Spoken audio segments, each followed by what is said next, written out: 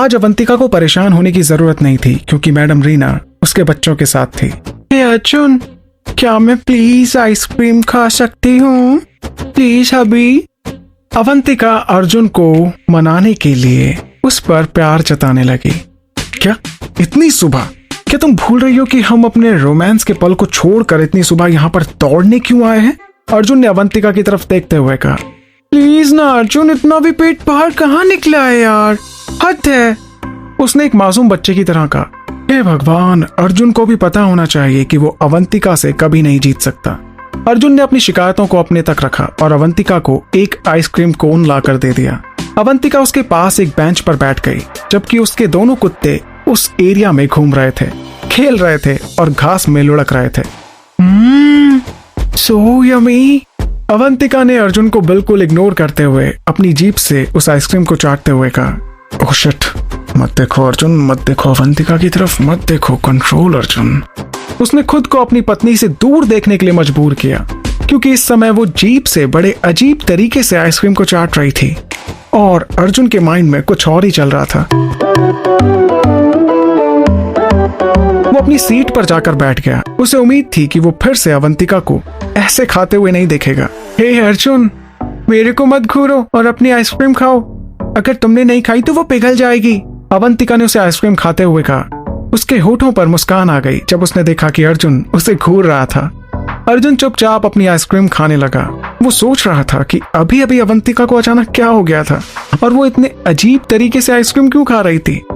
अवंतिका भी मुस्कुराई और अपने कोन को अर्जुन से पहले खत्म कर लिया। अर्जुन को नॉर्मल होने में काफी समय लगा।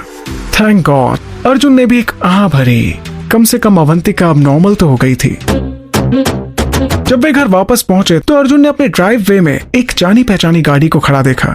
ये वही कार थी जिसमें अवंतिका को राहुल और वैशाली उसके घर छोड़ने आए थे जब वो उन दोनों के साथ बाहर गई थी। ओह, तो क्या राहुल यहाँ है? अर्जुन, मैं आपको उससे मिलवाना चाहती हूँ, वो मेरा बहुत अच्छा दोस्त है। अवंतिका ने उसके हाथों को खींच लिया और खुशी से राहुल की कार के पास ले गई। ड्राइवर की सीट पर विंडो नीचे हो गई और राहुल ने मुस्कुराते हुए उन्हें ग्रीट किया। वो अपनी कार से बाहर निकला और अवंतिका के गाल पर किस कर दिया। अर्जुन ये देखकर काफी हैरान हुआ और गुस्सा भी। उसे अपनी पत्नी का ध्यान किसी दूसरे आदमी की तरफ शेयर करना बिल्कुल पसंद नहीं था, और खासकर जो अभी अभी इस आदमी ने किया। ये देखकर तो उसका खून खौल रहा था। अगर एक खून माफ होता तो वो अभी राहुल का खून कर देता। मुझे ऐसा लग रहा है कि आज भगवान मेरे अगेंस्ट है। आज मैंने ऐसा क्या किया जो मुझे ये सब देखने को मिल रहा है? मेरे साथ सब गलत हो रहा है। वो अंदर ही अंदर खुद को कोस रहा था। हेलो मेरी प्यारी अवंतिका, क्या तुम आज फ्री हो? राहुल ने उससे पूछा। उसकी आंखें अवंतिका के पीछे हैंडसम आदमी की तरफ देखने लगी। उसे अंदाजा हो गया था कि ये फेमस अर्जुन अग्रवाल है, लेकिन उसने कभी नहीं सोचा था कि वो इतना हैंडसम और अच्छा दिखता होगा।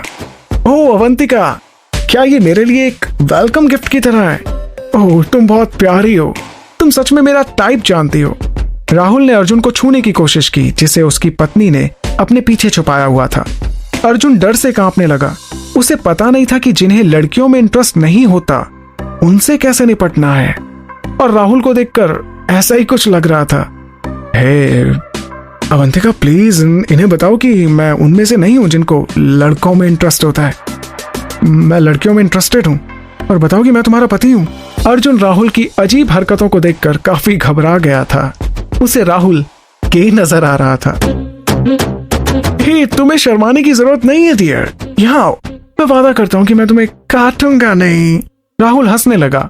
वो खुश था कि अवंतिका के पति को छेड़ना बहुत आसान है। नो नो, प्लीज प्लीज, मैं ऐसा नहीं हूँ, मुझे लड़कियों में इंटरेस्ट है, मैं अवंतिका का पति हूँ, ये मेरी वाइफ है।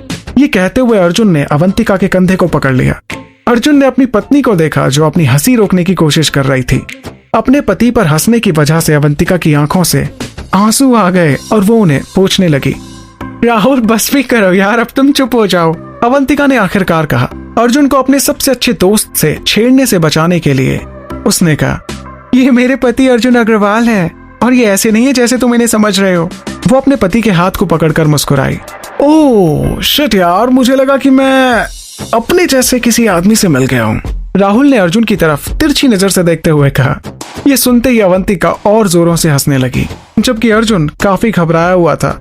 अवंतिका ने अपने पति का एक हाथ पकड़ा और अपने कुत्तों को घर के अंदर जाने देने के लिए सामने के गेट को खोल दिया। हे अवंतिका, मैं तुम्हें पहले ही बता रहा हूँ, मुझे ये आदमी ना ठीक नहीं लग रहा है कुछ, प्लीज इसको मुझसे दूर रखना, अर्जुन ने घबराते हुए अवंतिका से कहा। रिलैक्स अर्जुन, वो बस मजाक कर रहा है। इसके अलावा ये पहली बार था जब अर्जुन ने अवंतिका को किसी आदमी के साथ इतना खुश देखा था। वैसे राहुल, तुम यहाँ क्यों आए हो? अवंतिका ने राहुल से पूछा। उसने उसे पहले अंदर आने दिया और अर्जुन के पीछे गेट बंद कर दिया और अर्जुन ने उनके पीछे पीछे चलते हुए घर का गेट बंद कर दिया। अवंतिका, एक्चुअली मुझे कुछ मदद चाहिए थी। मैंने सोचा कि तुम इस कमर्शियल एड के लिए एक अच्छी कैंडिडेट हो सकती हो। इसके बाद राहुल ने उनके घर के चारों तरफ देखा और अवंतिका के स्पेशल टच से बनाई हुई घर की कंफर्टेबल चीजों को देखने लगा। फिर उसने घर के कोने में खिलौने और गुड़िया के कई ढेर देखे। हे, तुम क्या यहाँ बच्चों के साथ रह रहे हो? राहुल ने फिर किचन में कपल का पीछा करते हुए उनसे पूछा। हाँ, हम अभी भी अर्जुन के भतीजे और भतीजी को अडॉप्ट करने के प्रोसेस पर हैं, लेकिन अभी हम उनके लीगल गार्जियन नहीं है, नाटक कर रहे हैं, अवंतिका ने जवाब दिया। उसने अपने पति के लिए जो घर पर बना इलेक्ट्रोलाइट ड्रिंक बनाया था उसे निकाला। अपने हाथ से बनाया हुआ इलेक्ट्रोलाइट ड्रिंक ने उनके पैसे बचाए। ऐसा नहीं है कि उनके पास पैसे कम थे, लेकिन वो चाहती थी कि अर्जुन उसके हाथों से बना हुआ ड्रिंक पिए। अर्जुन ने उसे थैंक्स कहा और राहुल की कमर्शियल एड के बारे में बात करने से इनकार करते हुए अपनी ड्रिंक का सिप ले लिया। तो तुम राहुल क्या बोल रहे थे किसी एड के बारे में? मुझे लगा था कि मैंने तुम्हें पहले भी कहा था कि मैं तुम्हारी मॉडल्स के लिए कभी भी सब्स्टिट्यूट नहीं हो सकती हूँ। अवंतिका ने अपनी बाहों को फोल्ड किया और फिर राहुल की तरफ देखा।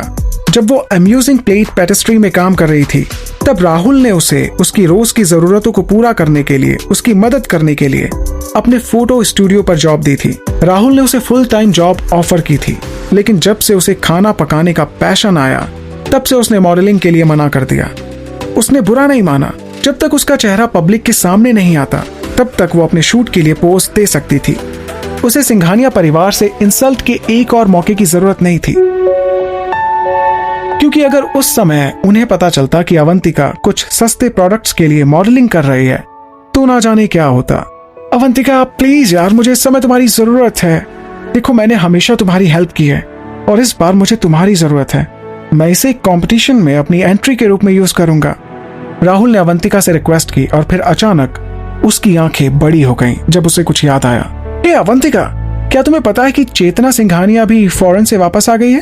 वो दूसरी मैगजीन के लिए मॉडल है। मुझे यकीन है कि अगर वो हमारे अगले प्रोजेक्ट पर तुम्हारा चेहरा देखेगी तो वो काफी हैरान भी हो जाएगी। चेतना सिंघानिया का नाम सुनते ही अवंतिका का चेहरा लाल हो गया। ये वही थी जिसने अवंतिका से उसकी माँ की आखिरी निशानी, उसके ब्रूच को भी छीन लिया था। क्यों होता, कैसे होता है जानू ना, इश्क विश्क प्यार प्यार लफ्जों में कहा